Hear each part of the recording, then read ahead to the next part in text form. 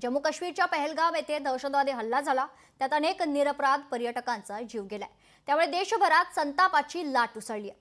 मात्र असं असताना काँग्रेसचे ज्येष्ठ नेते विजय वडेट्टीवार यांनी एक संतापजनक वक्तव्य केले, त्यामुळे ते टीकेचे धनी ठरले। पाहूयात।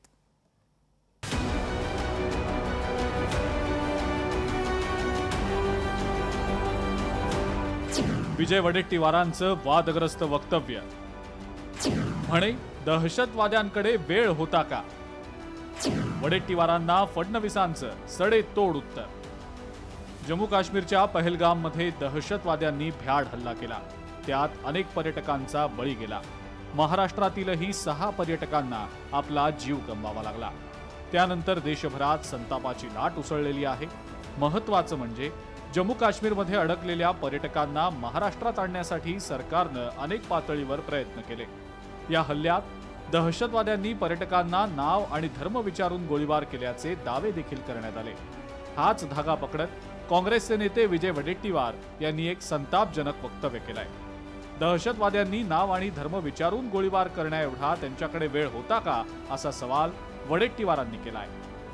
तो उन्होंने हिंदू का पूछ कर मारा, अरे कोई टेररिस्ट को पूछने तक समय होता है क्या? उनके कान में जाके नजदीक जाके पूछेगा?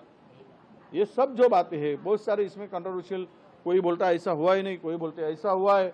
ये प्लान करके मत करो। टेररिस्ट है, उसको कोई जात धर्म नहीं होता है, उसके साथ में ऐसा मत करो।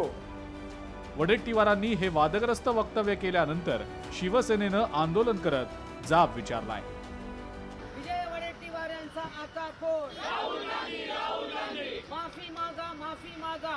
जे नातेवाईक आहेत, जे जिवंत आहेत, जे मृत झाले आहेत, एक प्रकारे त्यांनी शहीद झालेले आहेत, त्यांच्याबद्दल असं वक्तव्य करताना यांना लाज कशी वाटत नाही? यांची जीभ कशी वळते अशा प्रकारचं वक्तव्य करायला? आणि त्यामुळे विजय वडेट्टीवार यांचं डोकं ठिकाणावर आहे का असा प्रश्न या ठिकाणी निर्माण होतो। विजय वडेट्टीवार यांनी माफी मागितली पाहिजे। वडेट्टीवारांनी केलेल्या या वादग्रस्त आणि संतापजनक वक्तव्यानंतर त्यांच्यावर चहूबाजूंनी टीकेची झोड उठलेली आहे। मुख्यमंत्री फडणवीस यांनी सुद्धा त्यांना सडेतोड उत्तर दिलंय। इथे बसून कुठेतरी अशा प्रकारचे स्टेटमेंट करून नातेवाईकांच्या जखमेवर मीठ चोळणं, मला असं वाटतं हे अतिशय वाईट आहे।